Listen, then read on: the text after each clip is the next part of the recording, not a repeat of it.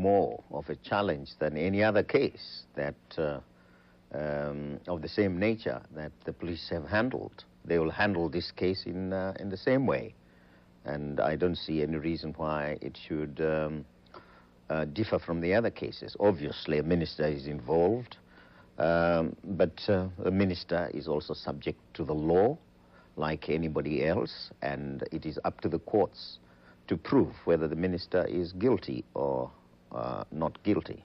And given even that he was one of your associates during the long guerrilla struggle, that he's the general secretary of your political party, that he has a strong political following in the country, do you have confidence that he can receive a trial like any other person? Yes, certainly, and he's willing to subject himself to a trial like anybody else. There is no question of our having it otherwise.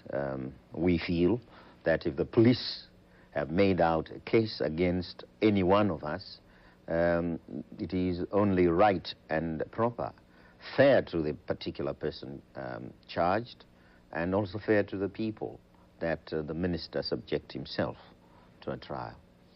Given that the victim of the crime, whether Mr. Tukere turns out to be guilty of it or not, given that the victim was a white farmer, does that not add a special dimension in the politics of Zimbabwe today? Some people would want to see it, of course, as a different case, or a case falling in a different category, because one, a minister is involved, and secondly, a white man is involved as the victim.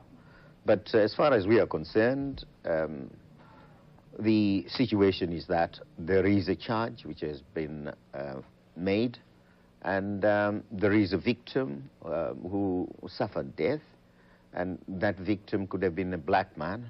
Actually, part of the charge is attempted murder,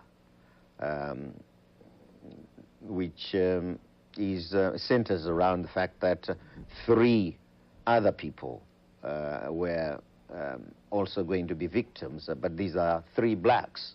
And so the case is not just exclusively centered on the one aspect of a dead white man.